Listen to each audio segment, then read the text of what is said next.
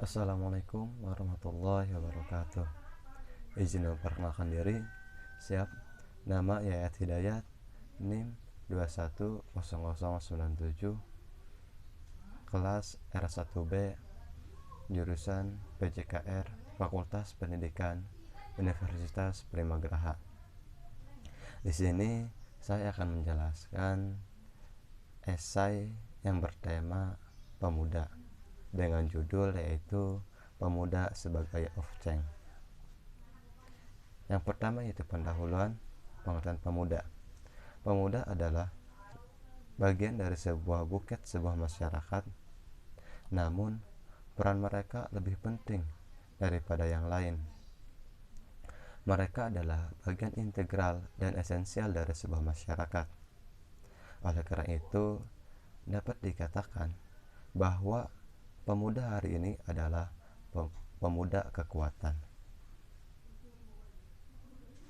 harapan dan pemimpin masa depan, karena mereka adalah masa depan masyarakat, bangsa dan negara.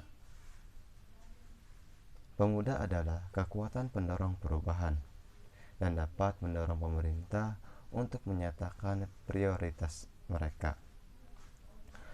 Pemuda memiliki tanggung jawab yang penting terhadap negara mereka, penting untuk belajar dari masa lalu dan hidup dengan harapan untuk masa depan yang lebih baik, masa depan yang sesuai untuk anak-anak kita dan generasi masa depan. Masalah yang dialami pemuda. Pemuda sekarang ini mengalami degradasi moral, terlena dengan kesenangan dan lupa akan tanggung jawab sebagai seorang pemuda.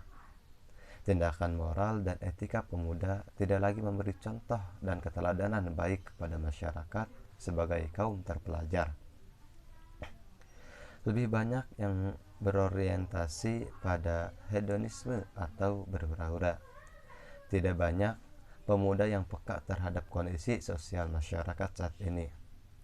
Dalam urusan akademik pun banyak mahasiswa tidak menyadari bahwa sesungguhnya mereka adalah insan akademis yang dapat memberikan pengaruh besar dalam perubahan menuju kemajuan bangsa. Terlebih dari itu, banyak permasalahan-permasalahan yang ditimbulkan oleh pemuda, mulai dari masalah pengangguran, krisis eksistensi, krisis mental, hingga masalah dekadensi moral. Selanjutnya itu tentang perubahan. Saya melihat bahwa pemuda akan lebih bersifat kreatif untuk melakukan pergerakan ketika kondisi atau suasana di sekitarnya mengalami kerumitan. Terdapat banyak masalah yang dihadapi yang tidak kunjung terselesaikan. Di satu sisi, ketika suasana di sekitarnya terlihat aman dan tentram, tidak ada masalah serius yang dihadapi, pemuda akan cenderung diam atau pasif, tidak banyak berbuat, lebih apatis, dan mempertahankan kenyamanan yang dirasakan.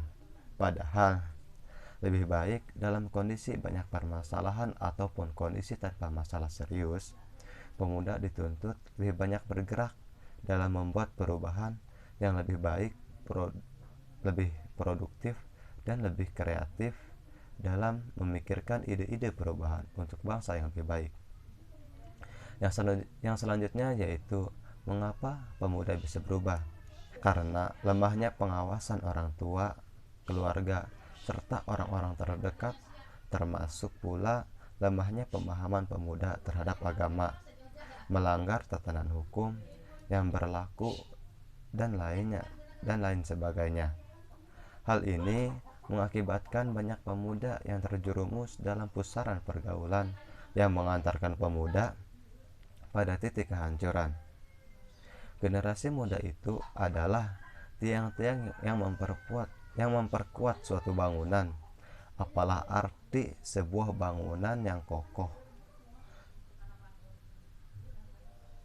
Itu semua akan roboh tanpa adanya tiang. Maka bangunan itu tidak akan jadi. Generasi muda pun seperti itu. Generasi muda adalah generasi penerus cita-cita bangsa dan sumber insan bagi pembangunan nasional. Karena itu, pembinaan dan pengembangan generasi muda menuntut partisipasi dan tanggung jawab dari semua pihak, dan perlu ditingkatkan kebijaksanaan pembangunan nasional tentang kepemudaan yang menyeluruh dan terpadu. Yang kedua yaitu isi atau pembahasan. Harusnya pemuda itu bagaimana? Harusnya sebagai generasi muda, kita mampu untuk dapat meningkatkan pembangunan bangsa. Baik buruknya suatu negara dilihat dari kualitas pemudanya. Karena generasi muda adalah penerus dari pewaris bangsa dan negara. Generasi muda harus mempunyai karakter yang kuat untuk membangun bangsa dan negaranya, memiliki kepribadian yang tinggi, semangat nasionalisme, berjiwa saing, mampu memahami pengetahuan dan teknologi untuk bersaing secara global. Pemuda juga perlu memperhatikan bahwa mereka mempunyai fungsi sebagai agent of change, moral force, and social control, sehingga fungsi tersebut dapat berguna bagi masyarakat. Generasi muda adalah kunci dari kemajuan bangsa, yang artinya sebagai orang yang akan meneruskan suatu bangsa, seharusnya generasi muda dapat menyadari bahwa merekalah bagian penerus pembangunan bangsa yang semestinya membangun bangsa ini jauh lebih baik dari generasi sebelumnya. Yang selanjutnya, bagaimana sih supaya pemuda sekarang ini bisa berubah? Keluarga adalah salah satu faktor terpenting yang dapat memberi kontribusi pada kehidupan seorang pemuda dan pandangan mereka terhadap masa lalu dan masa depan. Karena keluarga akan berada di sana saat seseorang dilahirkan. Keluarga memiliki banyak waktu dan kesempatan paling besar untuk mempengaruhi pikiran atau orang, dan juga keluarga adalah faktor pertama untuk mendidik seseorang tentang budaya dan hal yang lainnya. Seperti yang dapat Anda lihat, faktor-faktor lain yang tercantum seperti pendidikan dan budaya terhubung dengan keluarga, yang membuat keluarga memiliki pengaruh yang kuat dalam bagaimana pemuda akan berpikir, apa yang akan dilakukan pemuda, dan jika atau tidak generasi muda dapat berhasil maju ke masa depan sambil melestarikan hal-hal dari masa lalu. Budaya berasal dari keluarga dan juga berpengaruh kuat pada semua orang, termasuk pemuda. Pandangan budaya bisa mempengaruhi apakah seseorang peduli dengan masa lalu atau tidak. Misalnya, banyak orang Indonesia, Kanada di daerah setempat mengenakan pakaian tradisional, tetapi orang Cina dan kulit putih di daerah itu tidak. Budaya juga mempengaruhi apa yang dipikirkan seseorang terhadap orang lain. Sebuah prinsip yang mudah digambarkan oleh banyak konflik di dunia saat ini. Karena perbedaan budaya juga mempengaruhi bagaimana seseorang memandang keluarganya dan jenis pendidikan yang bisa didapatkan. Tingkat pendidikan merupakan faktor lain yang mempengaruhi pandangan pemuda masa kini. Karena pendidikan selalu agak biasa, tergantung dari mana seseorang dididik dan siapa yang melakukan pendidikan. Pendidikan bisa mengarahkan pikiran orang, terutama kaum muda, menuju arah tertentu. Beberapa orang mungkin tergoda untuk mengubah pandangan mereka karena hal-hal baru dipelajari atau pengetahuan mungkin memperkuat keyakinan mereka. Faktor ini bersama dengan keluarga, budaya, dan hal-hal lain menentukan jenis orang muda mana yang akan tumbuh dan bagaimana dia akan menjadi penghubung antara masa lalu dan masa depan. Yang ketiga yaitu penutup.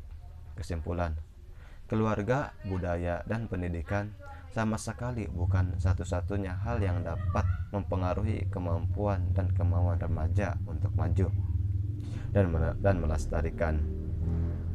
Semua faktor tersebut saling terkait dan bergantung pada faktor lain, dan sistem menjadi rumit yang kita ketahui sebagai dunia kita.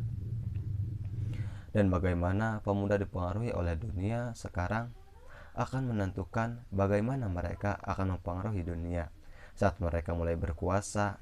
Orang yang harus melakukan yang terbaik untuk membantu para pemuda untuk menemukan arah yang benar, sehingga mereka dapat secara positif melayani tujuan mereka sebagai penghubung antara masa lalu dan masa depan.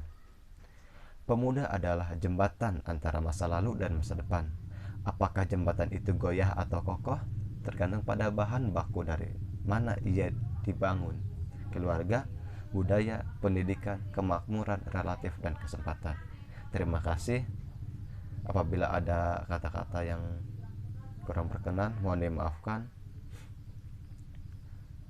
Wassalamualaikum warahmatullahi wabarakatuh. Salam olahraga.